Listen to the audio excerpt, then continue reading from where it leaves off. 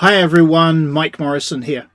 Aren't we living in strange times? Things are just so different than how we could possibly have predicted just a few weeks or months ago. I'm here in London and I'm in lockdown, as is the rest of the UK, because of that COVID-19. A lot of people are experiencing very different work situations.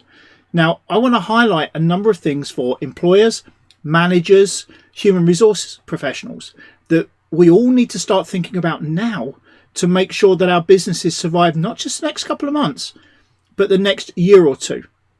Because I suspect that many of us are overlooking some absolutely critical things that are going to make a massive difference to everyone, our professionalism, our business and our mentality.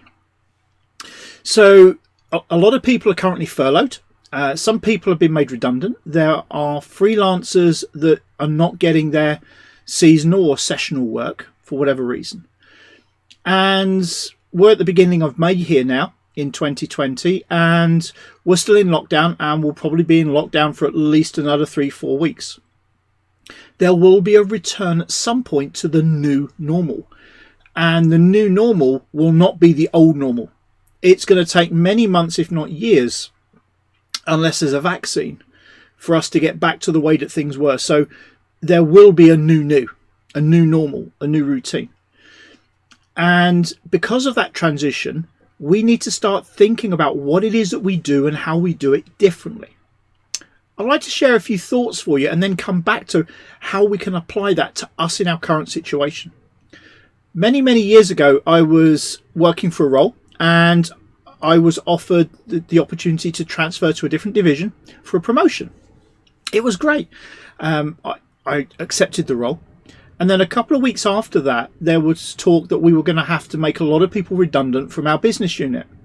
And that one person from the team of 6 that I was part of had to go. I thought about this, spoke to my line manager, spoke to the director and said, hey, why not make my role redundant? Rather than going through any sort of process, I'm leaving anyway, make my role redundant, and therefore the rest of the team are protected. That was accepted. However, even though intellectually I knew it was the right thing, even though I was the one that actually suggested it, as time went on, I began to feel resentment that it was my role that was going, even though I knew that I had something else to go to. And actually, as it transpired, that role disappeared, but that's a different story. There are other times where I know that people have taken redundancy and actually feel a level of loss. I know somebody, for example, that they're not in the UK. They've been temporarily laid off from their role, partly because of health reasons, so they've laid some people off, but not everyone. And that person felt, why me? They couldn't see.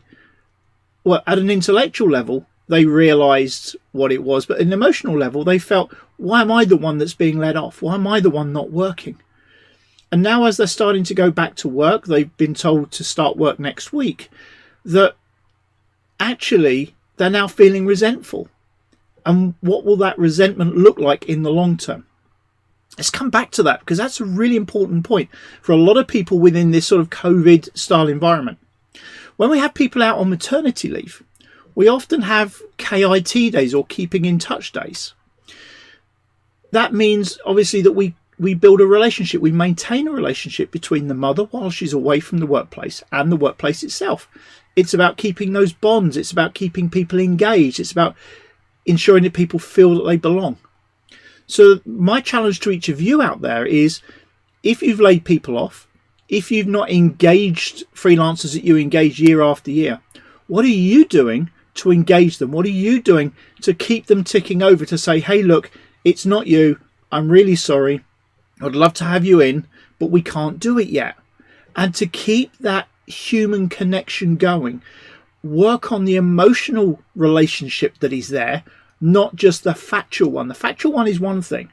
The emotional one is something else.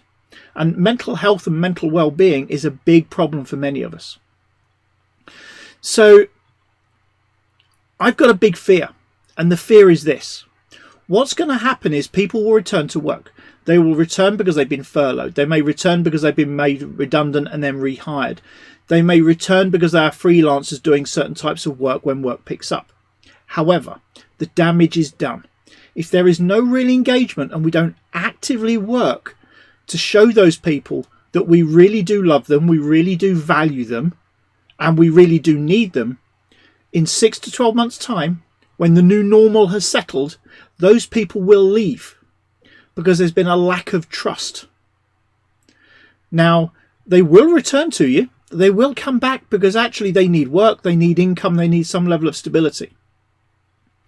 But that return is, I would suggest, is likely to be temporary. People will feel emotionally detached. You didn't want me. You pushed me away. You didn't pay me the full amount. You didn't keep me engaged. Whatever that emotional link is, it is broken. The emotional contract needs to be rebuilt with vigor. So one of the challenges to every business owner, every manager, every human resources professional is, what are you going to do day to day to day to day from now until re-recruitment, right the way through for the next 12, 18 months, to make sure that the people that we've got, we want to keep, and they know that we love them and we value them. That's an interesting challenge. Look, wherever you are, stay safe, stay at home, protect key workers, and I'll see you soon. Thanks.